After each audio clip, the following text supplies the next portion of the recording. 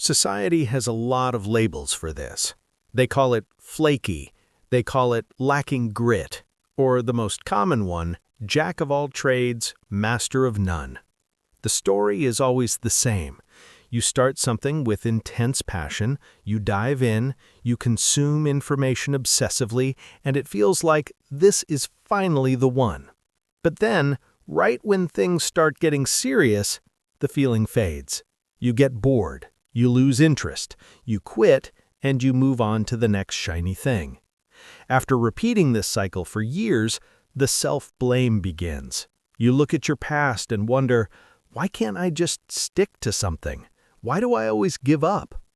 But today, I want to offer you a different perspective, one that's a little kinder and a lot more scientific, because it's easy to think being a dabbler is a flaw, but the truth is, you share the same foundation as a polymath. You have something called the knowledge instinct, a strong drive for curiosity, a hunger for novelty. The difference between you and a master isn't your personality, it's your strategy. More specifically, it comes down to how a certain part of your brain has been conditioned. But to unlock your potential, we first need to understand the glitch that makes you quit too early. Let's start with how your brain handles new information. Cognitive scientists call it the knowledge instinct, your brain's natural drive to reduce uncertainty. But your brain has a twist. It doesn't just care about having knowledge, it cares about how fast you gain it, and it's highly sensitive to something called reward prediction error. Here's what that feels like. When you start something new, let's say photography, everything is fresh, everything is exciting. You go from knowing nothing to knowing something very quickly. The progress feels rapid. Because of that, your brain releases a surge of dopamine. It feels like falling in love. Everything feels full of possibility. But this is where the trap begins. This is what we call the novice high. Then something changes. You begin to understand the basics. You know how the camera works. You understand exposure. And suddenly, the novelty fades. The learning slows. The curve flattens. You enter the plateau. And for your brain type, that means the dopamine shuts off completely. This is the turning point. A master continues here because they're searching for deeper patterns, but a dabbler, they quit. We often call this laziness, but real laziness is refusing to act. That's not what you're doing. You're refusing to act without fuel. Your brain is experiencing dopamine withdrawal. On a subconscious level, it decides the effort is no longer worth the reward, so you stop. But let's be honest for a moment. A real reality check.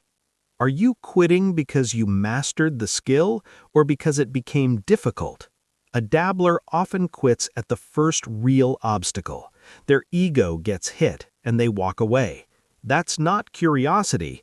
That's fear. And the reason that fear wins is because a certain muscle in your brain is underdeveloped. We talk about grit and willpower like they're personality traits, like you either have them or you don't. But neuroscience tells a different story. Tenacity is physical. It lives in a part of your brain called the anterior mid-cingulate cortex, or AMCC. Think of it as a muscle. When you do something you don't want to do, this muscle activates. If the task is enjoyable, it stays quiet. But if it's uncomfortable, frustrating, or boring, it turns on. And just like any muscle, use it and it grows. Ignore it and it weakens. For a dabbler, this muscle is often undertrained. Every time you felt boredom or frustration in the past, you stopped. You dropped the weight. So now even a small challenge, a difficult page, a confusing concept, feels overwhelming. It triggers the urge to quit. It's like asking someone who's never trained to run a marathon. Of course they collapse. This isn't a character flaw, it's muscle atrophy. The good news is, this muscle can grow at any age. Research on superagers, older adults with exceptional cognitive ability, shows they have strong, well-developed AMCCs. Why? Because they spent a lifetime facing difficulty. They kept lifting the weight. So how do we fix this? We train it, but gently. Just like going to the gym, you don't start with maximum weight. You build up gradually. This is where the 15% rule comes in. When you're working on something and feel the urge to quit, don't stop immediately. But also don't force yourself to push for hours. That's too much. Instead, just do 15% more. If you plan to read 10 pages but want to quit at page 3, read one more page, then stop. That small extension, that moment of resistance, that's the rep. That's how the muscle grows. Over time, those small reps build strength, and eventually you'll be able to push through the long, boring plateaus. That's how a dabbler becomes a master. Now, an important distinction. Some of you may have ADHD, and if that's the case, this approach alone may not work. ADHD affects your dopamine system and executive function. Trying to rely only on willpower can lead to burnout, or worse, shame. For an ADHD brain, you don't just need internal effort, you need external support. You need clear, visible task breakdowns, timers to structure your time, working alongside others, and small rewards to keep motivation alive. You have to design your environment to support your brain, not fight against it. There's one last barrier: boredom intolerance. We live in a world full of overstimulation. Short-form videos, social media, sugar, games.